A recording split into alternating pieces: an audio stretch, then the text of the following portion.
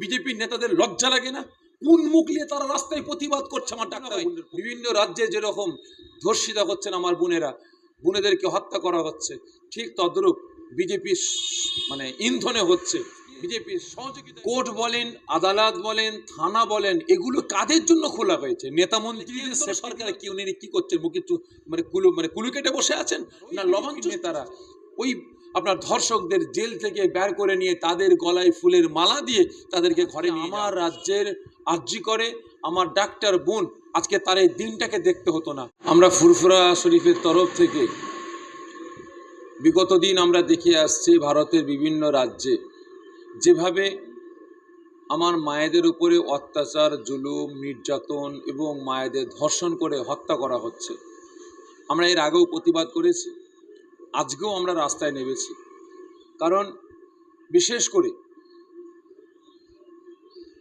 এই সরকার, এই কেন্দ্র সরকার যে থেকে গদিতে এসেছেন, একের পর এক একটা রাজ্যে নারীরা অসুরক্ষিত আছেন। যেমন আমার বোন আসিফা, তানাকে কিছু মানুষ মন্দিরে বন্দি রেখে দিনের পর দিন আমার বোনকে ধর্ষণ করেছে।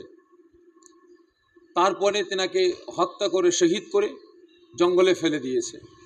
তারপরে আমরা দেখলাম মণিপুরে একের পর এক মণিপুরে আমার মায়েরা ধর্ষিতা হয়েছেন। তারপরে আমরা দেখলাম গুজরাটে শত শত আমার মায়েরাও ধর্ষিতা হয়েছেন এবং তেনাদেরকে হত্যা করা হয়েছে। বিলকিস বানু, তেনাকেও ধর্ষণ করা হয়েছে।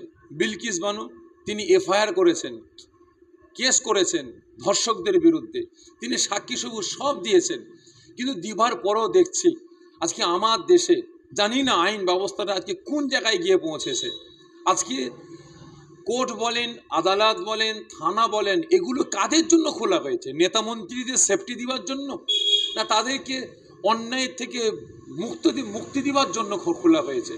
আজকে যদি আমার বোন আসিফা বিচার পেতেন, তাহলে আজকে যদি বিলকিস বানু আমার বোন বিচার পেতেন, গুজরাটের আমার বোনেরা যদি বিচার পেতেন, মণিপুর কাণ্ডের ধর্ষিতা আমার বোনেরা যদি বিচার পেতেন, তাহলে আজকে আমার রাজ্যে এই জিনিসটা আমাদের দেখতে হতো না। এতে কদিন আগে দেখলাম আমার বোন, একজন মুসলিম বোন, তিনি একজন নার্স, দেরাদুনে নার্সিং তিনি আপনার জনগণের সেবা করতেন, রুগীদের সেবা করতেন। আজকে সেই বোনকে তুলে নিয়ে গিয়ে ধর্ষণ করে, গণধর্ষণ করে সেই বোনকে হত্যা করে তারা শান্তি পায়নি। বোনের শরীরে কেমিক্যাল ছড়িয়ে দেওয়া হয়েছে যেন তড়িঘড়ি যেন লাশটা গলে যায়। আজকে যদি এনারা বিচার পেতেন, তাহলে আজকে আমার রাজ্যের আর্জি করে আমার ডাক্তার বোন আজকে তার এই দিনটাকে দেখতে হতো না। আজকে মায়েদের কোলটা খালি হতো না। আজকে রাস্তাঘাটে বিভিন্ন জায়গায় আমার বোনেরা লাঞ্ছিত, বঞ্চিত হতেন না। আজকে আমরা এর আগেও দেখেছি একটা ছাত্রী স্কুলে যাচ্ছে, রাস্তা থেকে টিটকিরি মারা হচ্ছে। বোন স্কুলে গেছে, সেখানে কোনো শিক্ষকের হাতে শ্লীলতাহানি হয়েছে, কোনো শিক্ষকের হাতে কোনো আমার বোন ধর্ষিত হয়েছে। কেন এগুলো হবে? আজকে আমার দেশের আইন ব্যবস্থা কি এদেরকে ধর্ষকদের বাঁচাবার জন্যই তৈরি করা হয়েছে? আজকে আমরা দেখলাম বিলকিস বানু তিনি যখন এফআইআর করেছিলেন, সাক্ষী সবুজ সব দিয়েছিলেন, তার দোষীদেরকে অ্যারেস্ট করা হলো। ওই বিজেপি সরকার, ওই বিজেপির নেতারা ওই আপনার ধর্ষকদের জেল থেকে বের করে নিয়ে তাদের গলায় ফুলের মালা দিয়ে তাদেরকে ঘরে নিয়ে যাওয়া হচ্ছে এবং তাদেরকে উপহার দেওয়া হচ্ছে। আজকে আপনারা দেখুন আফরাজুল ভাই, তিনাকে হত্যা করলো, গায়ে আগুন লাগিয়ে দিয়ে পুড়িয়ে মারা হলো। আমার আনিস ভাই, যিনাকে পুলিশ প্রশাসন ছাদ থেকে ফেলে শহীদ করলো। এদিকে হচ্ছে আমাদের ডায়মন্ড হারবারে আমার আবু সিদ্দিক ভাই, তিনাকে পুলিশ থানায় তুলে নিয়ে গিয়ে মারতে মারতে মেরে দিল। আজকে কেউ বিচার পেয়েছে জানি না। আমার বোন আর্য করে ডাক্তার আমার বোন, তিনি বিচার পাবেন কি জানি না। আমার তো মনে হয় পাবেন না, কারণ যদি পেতেন তাহলে এর আগে ধর্ষিতারা, এর আগে যিনাদেরকে হত্যা করা হয়েছে, গায়ে আগুন জ্বালিয়ে হত্যা করা হয়েছে, ছাদ থেকে ফেলে আমার আনিস ভাইকে হত্যা করা হয়েছে, শহীদ করা হয়েছে, আবু সিদ্দিক ভাইকে থানায় নিয়ে গিয়ে পুলিশ পিটিয়ে মেরে দিয়ে হত্যা শহীদ করেছেন, তাহলে এনারাও বিচার পেতেন। তবে পাবে কি জানি না।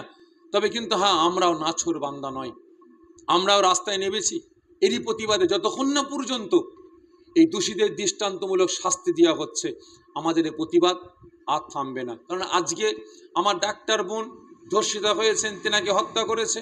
আমার বোন আসিফা, তেনাকে ধর্ষণ করে শহীদ করেছে।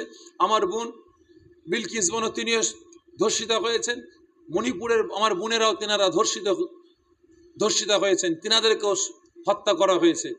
আগামী দিন আমার ঘরের মেয়ে, আপনার ঘরের মেয়েরা সেফটি থাকবে কি না সেটা আপনি নিজে বিবেচনা করুন। কারণ আমি বাপ হয়ে, আমি মা হয়ে, আমি ভাই হয়ে আমার চোখের সামনে এই অন্যায় অরাজকতা হবে এটা মেনে নিতে পারছি না।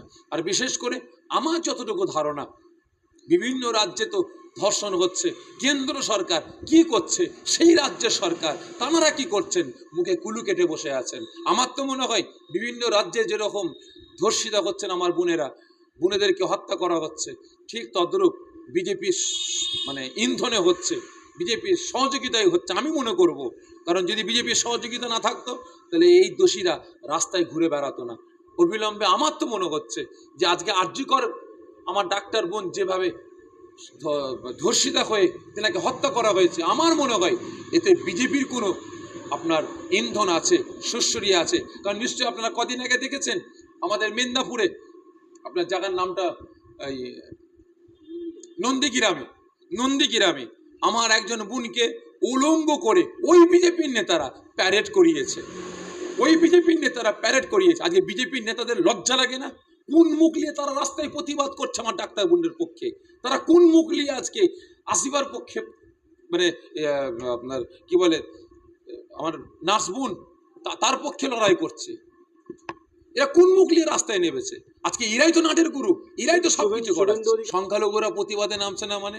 সংখ্যালঘুরা তো রাস্তায় নেমেছে, সমস্ত ধর্মের মানুষ রাস্তায় নেমেছে। আজকে শুভেন্দু অধিকারী একটা বক্তব্য নিশ্চয়ই আপনারা শুনেছেন। শুভেন্দু অধিকারী কি বলছে, একটা ছোট্ট একটা বাইট আমার ভিডিও আমার কাছে আছে। শুভেন্দু অধিকারী বলছে এই একটা মৌকা পাওয়া গেছে, এই মোমেন্টে আমাদের বিভিন্ন রকমভাবে আমাদের রাস্তায় নামতে হবে, বিভিন্ন রকমভাবে পরিকল্পনা করে মমতাকে গদি থেকে নামাতে হবে। এটা আমার তো মনে হয় এটা টোটালি বিজেপি থেকে করিয়েছে ঘটনাটা, যদি আপনারা তদন্ত করেন। কারণ আমার তো মনে হয় পুলিশ প্রশাসন বলেন, ডাক্তার বলেন, নার্স বলেন, সরকারি প্রত্যেকটা ডিপার্টমেন্টে আমার মনে হয় কিছু বিজেপির পাতাখররা বসে আছে, এরাই এই কাজগুলো ঘটিয়ে আমার রাজ্যের সুনামটাকে শুধু ভারতবর্ষ নয় সারা বিশ্বের কাছে বাংলার একটা বদনাম করার চক্রান্ত শুরু করে। কেন্দ্র সরকারের রিপোর্টে যদি বলে 4 জন করে প্রতি ঘন্টায় ধর্ষণ হচ্ছে, তাহলে কেন্দ্র সরকারে উনি কি করছেন? মুখে কুলু কেটে বসে আছেন না লবণ চুষছেন? কেন্দ্র সরকার কি করছেন? তিনি তো ভারতের প্রধানমন্ত্রী, তিনি তো আইন ব্যবস্থা করছেন, তিনি তো বিভিন্ন রকমের বেটি বাঁচাও বেটি পড়াও করছেন। আজকে মহিলাদের জন্য, মুসলিম মহিলাদের জন্য উনি 3 তালাক প্রথা ব্যান করলেন। আজকে বলে দিলেন আমি মুসলমান মেয়েদের পাশে আছি। আজকে উনি বলছেন আমি বেটি বাঁচাও বেটি পড়াও। উনি তো সবকিছু করতেন, তাহলে যে মুসলমানদের জন্য উনি কি করেছেন? উনি হিন্দু মহিলাদের জন্য কি করেছেন? কতটুকু সেফটি দিয়েছেন? আজকে আমার দেশের, আমার রাজ্যের মহিলারা তারা সেফটি নাই, স্কুলে যেতে পারছে না, কলেজে যেতে পারছে না, চাকরিতে যেতে পারছে না, বিভিন্ন জায়গায় যাচ্ছে, বিভিন্ন জায়গায় তাদেরকে ইভিজিংয়ের মধ্যে পড়তে, ক্রিটিসাইজের মুখে পড়তে হচ্ছে। এক শ্রেণীর মানুষ তাদের পিছনে হো হো করছে, আর আজকে সরকার মুখে কুলু কেটে বসে আছে। তাই আমি আমার রাজ্যের, আমার দেশের প্রধানমন্ত্রী সহ মুখ্যমন্ত্রীর কাছে আমি অনুরোধ করব, আপনারা যদি সজাগ না হন, আপনারা যদি এই দোষীদের দৃষ্টান্তমূলক শাস্তি না দেন, তাহলে আগামী দিন পাবলিক রাস্তায় নেমেছে, গুটি কতক নেমেছে, সারা দেশ নামবে, সারা রাজ্য নামবে। তখন আমাদের সুরক্ষার ব্যবস্থা আমরা নিজেরা করে নেব। আপনাদের কি দেখে শিক্ষা হয়নি? বাংলাদেশের প্রধানমন্ত্রী শেখ হাসিনা, তাকে তো আন্দোলন করে, ছাত্ররা আন্দোলন করে দেশ থেকে তাড়িয়ে দিয়েছে।